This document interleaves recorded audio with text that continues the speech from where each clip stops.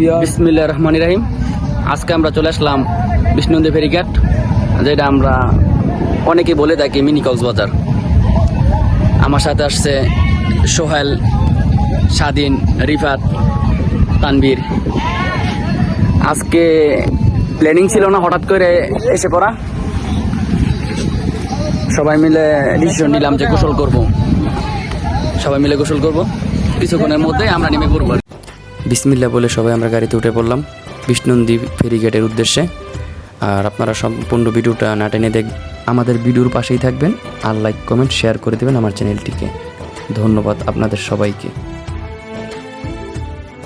বাসা থেকে রওনা দেওয়ার পরেই আমাদের সামনে পড়ে বুলতাগাউসিয়া ফ্লাইওভার, সোজা চলে গেছে ঢাকা সিলেট মহাসড়ক, আর হাতের বামে চলে গেছে 2500, যেটা বিষ্ণুনদী ফেরিঘাট গিয়ে ঠিকছে।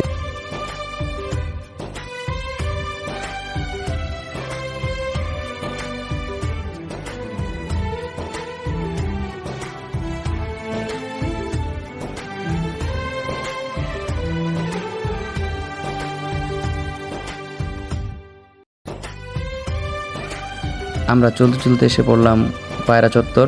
পায়রা চত্বর থেকে বিষ্ণুনদী খুব একটা দূরে না, খুব কাছেই। আমাদের জন্য অপেক্ষা করতেছে আমাদের ছোট ভাই স্বাধীন।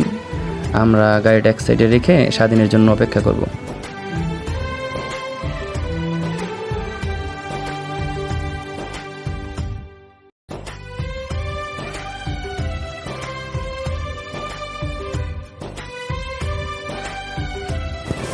যাওয়ার পথে আমরা বিরতি নিলাম।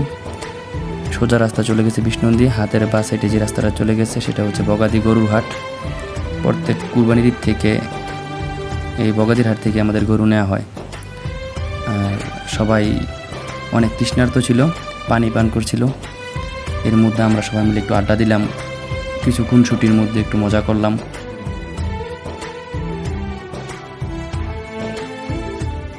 অনেক আনন্দ করলাম, ফুর্তি করলাম। তারপরে মনোরম পরিবেশে একটু সময় দেওয়ার পরবর্তীতে সবাই আবার গাড়ির মধ্যে উঠে বসে পড়লাম বিষ্ণুনদী যাওয়ার উদ্দেশ্যে। বিষ্ণুনদী যাওয়ার পূর্বে সবসময় একটি স্টিল ব্রিজ পার হতাম, যেটা এখন আর নাই। অনেক রিস্ক থাকতো এই ব্রিজটার মধ্যে পার হওয়ার সময়, আর প্রচুর পরিমাণ জাম লেগে থাকতো। কতটা যে জার্নি ছিল বলার মতো না, অনেক সমস্যা থাকতো, অনেক রিস্ক ছিল, যেটা বলার মতো না, ভাষায় বোঝানোর মতো। দুর্যোগের আগের যে স্টিল ব্রিজ, সেখানে এখন নতুন ব্রিজ হয়েছে, যার কারণে গোপালদি 2500-এর মানুষ অনেক স্বাচ্ছন্দ্য বোধ করে রাস্তা পারাপার হচ্ছে।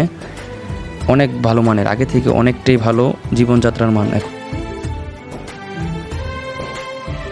বলতে বলতে আমরা চলে এসে পড়লাম বিষ্ণুনদী ফেরিঘাট। হাতের বাঁয়ে সোজা চলে গেলে ফেরিঘাট, ডানে চলে গেলে বিষ্ণুনদী গ্রাম। আমরা সরাসরি বিষ্ণুনদী গ্রামের উদ্দেশ্যে চলে যাচ্ছি, কারণ আমরা যারা একসাথে যাইতেছি সবার উদ্দেশ্য হচ্ছে গোসল করব, এই জন্য আর কি সোজা চলে যাওয়া।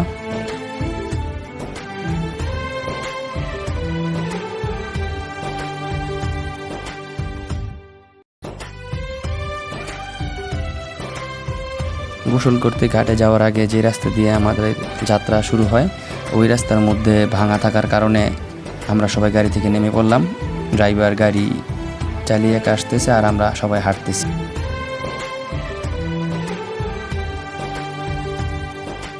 অবশেষে আমরা কাঙ্ক্ষিত স্থানে পৌঁছে গেলাম।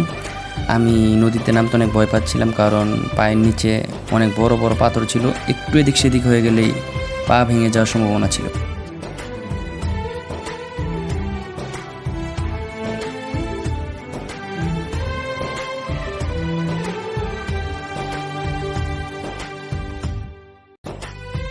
গোসল করার মুহূর্তে আমাদের পায়ের মধ্যে জেলেদের জাল লাগার সাথে সাথে আমরা সেই জাল সবাই মিলে টেনে কিনারে নিয়ে আসি। আসার পরে আমরা কিছু মাছ সেখান থেকে পাই। আমার ভাগে পড়ছে একটা আইর মাছ, একটা বাইং মাছ, একটা চিংড়ি মাছ, আর একটা পড়ছে আমার ভাগে পুঁটি মাছ। ততক্ষণে আমাদের গোসল শেষ, সবাই ড্রেস চেঞ্জ করার জন্য ওয়াশরুমের দিকে রওনা হচ্ছি।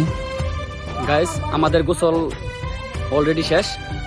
গোসল শেষ করে আমরা সবাই বাড়ির উদ্দেশ্যে রওনা দিচ্ছি। ঠিক আছে, আমার সাথে আছে ছোট ভাই আতিক। আজকের এই জার্নি অনেক আনন্দদায়ক হয়েছে। ঠিক আছে, আপনারা সবাই আমাদের চ্যানেলটাকে লাইক কমেন্ট শেয়ার করে দিবেন। আপনাদের এটার জন্য আমরা সবসময় অপেক্ষায় থাকি।